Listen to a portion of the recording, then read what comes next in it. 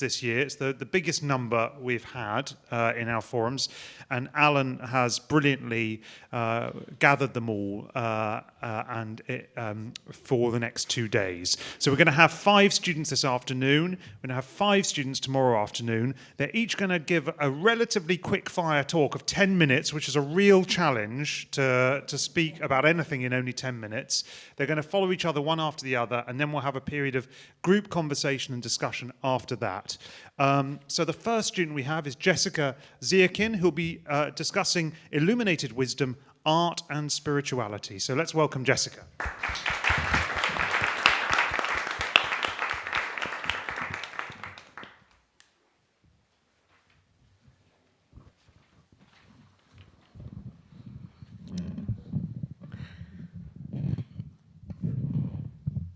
Thank you, Dr. Fox. And thank you, everyone, for inviting us here to this incredible experience.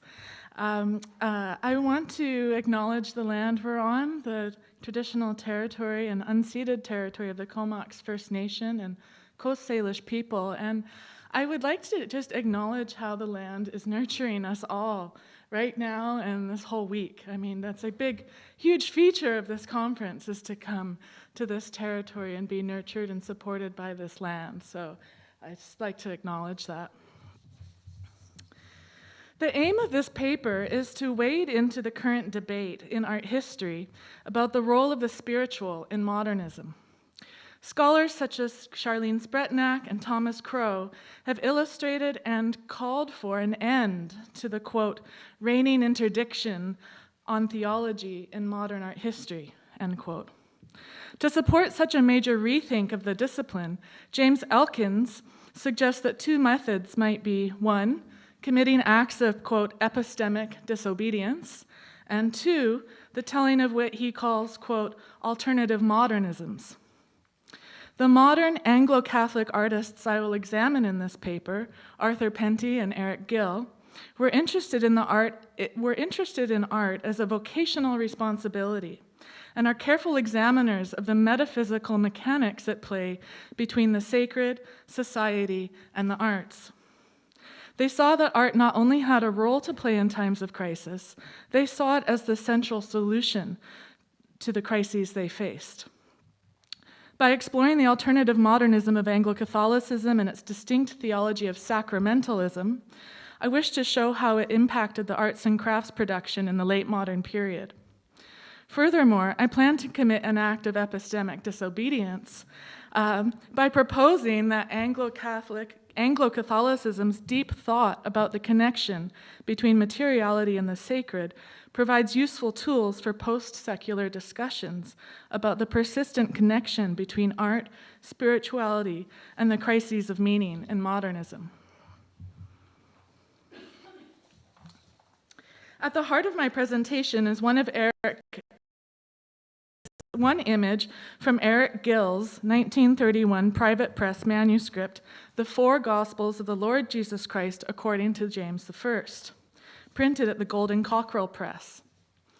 The work is exemplified artistically and thematically by its opening page for the Gospel of John. The passage John 1, verses 1 to 5, describes Jesus as the Logos in Greek, which translates to the Word or.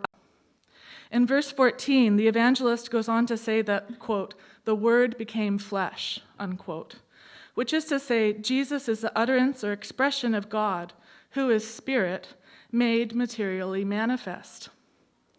This passage is the key to the Christian theology, and particularly Anglo-Catholic theology, of sacramentalism. As an artist's book, this as well as a sacred text, Gill's Gospels give us an opportunity to compare Gill's craft directly with the scriptures at the core of his philosophy of art. According to John Lane, a modern interpreter of Gill, the sacred arts train us to transcend our ego. They affirm the existence of the human soul and operate as the interface with the divine spirit that continually brings the world into being. The real key here is that the triggers for this spiritual experience are material: beauty, artwork, human interaction. The term sacramental denotes this layered view of the material as a vehicle for the sacred. The heart of Anglo-Catholic worship is marked by reverence for the sacred being inherent in all things created by God. And I'd like to say John Lane is an important thinker here because he is not Anglo-Catholic. He's writing in the late 80s as an early spiritual but not religious proponent. He's actually exhorting people to consider a sacramental view from a non-Christian perspective. So what is Anglo-Catholicism? In the 1920s and 30s, Anglo-Catholicism boasted adherents such as T.S. Eliot, G.K. Chesterton, Evelyn Underhill, and Vida Scudder. The Anglo-Catholic imagination is a sacramental view of the world, one in which matter is considered to be sacred and sensory beauty is the language of worship. In addition to bringing back candlesticks, vestments, and polyphonic music, Anglo-Catholics also sought to make material and spiritual difference in the lives of urban populations by building churches of reverential beauty, such as All Saints Margaret Street in London, pictured here. Completed in 1859 by Anglo-Catholic architect William Butterfield, it is based on the notion of honesty in materials and full of hand-wrought craft, such as stained glass, Tudor-style woodworking, glazed tile work, and genuine William Morris wallpapers. As of this past Sunday, the parish's website read, quote, "We rejoice that Butterfield's masterpiece is still a living building and the place of worship for our community of faith. All Saints Church speaks powerfully of God's presence in the midst of the hustle and bustle of West End London. It proclaims the centrality of worship and prayer to what it means to be human in right relation with God. It reminds the Church of England of the Catholicity of its calling, and it lives out a rich liturgical heritage rooted in the truth of the Incarnation," unquote. Through the theology of the Incarnation, the 7 Catholic sacraments, baptism, communion, confirmation, confession, marriage, anointing the sick, and ordination, are all understood to be material expressions of the spiritual, or, to quote Thomas Aquinas, outward visible signs of an inward invisible faith, unquote. Anglo-Catholics generalize this principle and see themselves as committing outward visible signs of the sacred in art and architecture, social justice, literature, and even everyday chores done well. It is also the tradition with which Arthur Penty identified. Co-founder of the New Age, a journal of socialist thought and literature, Penty was the great theorist of post-industrialism, which is to quote Penty, quote, "the state of society that will follow the breakup of industrialization and might therefore be used to cover the speculations of all who recognize industrialism is doomed," unquote. Trained as an apprentice in his father's architectural firm, he became a disciple of John Ruskin and William Morris, the founders of the arts and crafts movement of the 19th century. Like them, his modernism was influenced by a view of the medieval era as a golden age in which art, economics, and faith were integrated, and where men worked according to their vocation and towards the production of quality goods to meet community needs. Penty and the Guild socialists called for a strict regulation of the use of machinery and envisioned a labor system where workers are free to find meaning in their creative labor. So for a brief example, here we have 2 of John Ruskin's watercolors from his travels to Venice. And what I'd like to point out here and what he captures and explains is so delightful to him about these works in his book, The Stones of Venice, is that if you notice the capitals on those Corinthian columns, each one is different. They're not made to be exactly the same. Also on the right, you can see the Doge's palace, those 3 roundels on the top 3 stories of the building. Each one is different. And this is what to Ruskin's mind, these exemplified the freedom of the worker in medieval Venice, that they could they were trusted with the wisdom and skill of their own craft to improvise and work with the material as they saw fit within the parameters of the larger building. So like Ruskin, Penty's philosophy of art was centered around the laborer's spiritual need to take joy in their work.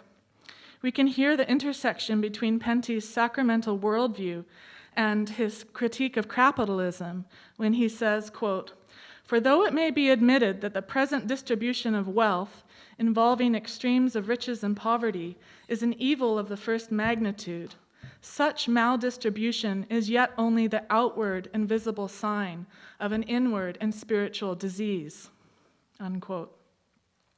Penty saw that industrialization and mechanization eliminated workers' opportunities to worship God with their bodies and deeds, robbing them of the dignifying power of work and a key element of the spiritual life. This led Penty to the conclusion that industrialism was bound to collapse, and a return to medieval-style guilds was imminent.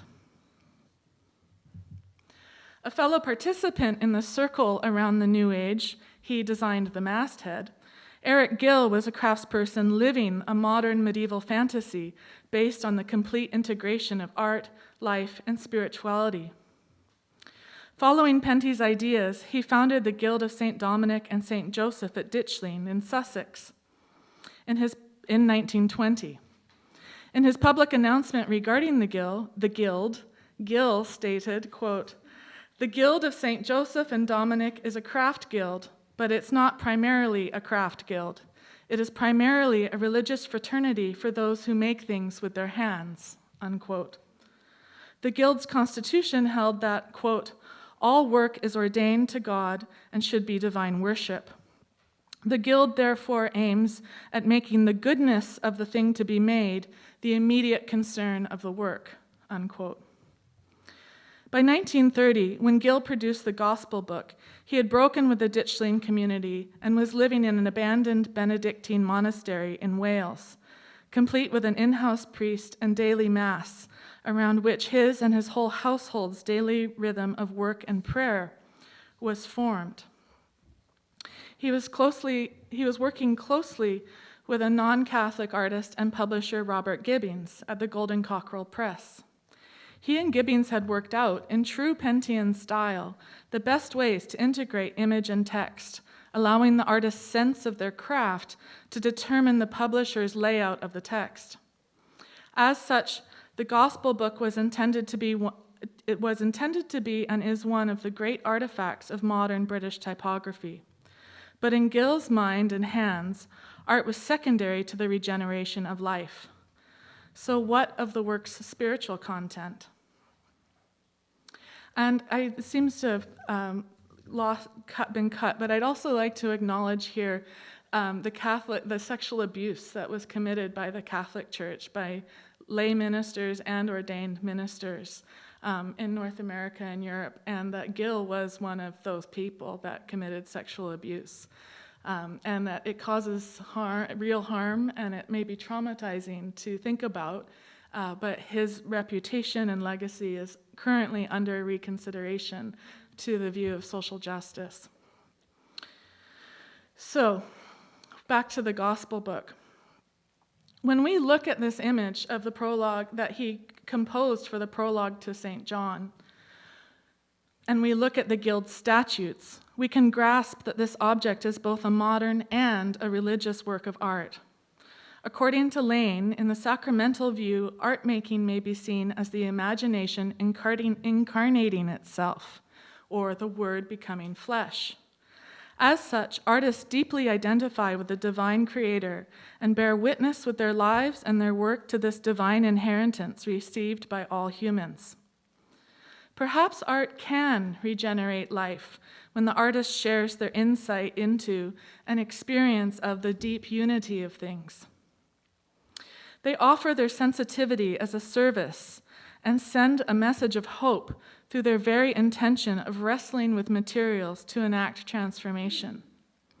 I believe that the language of sacramentalism is a helpful term for art historians discussing the relationship between the spiritual and the material, and will be useful to any conversation about 20th and 21st century art history that is sensitive to, as John Lane exhorts, the true end of a work of art.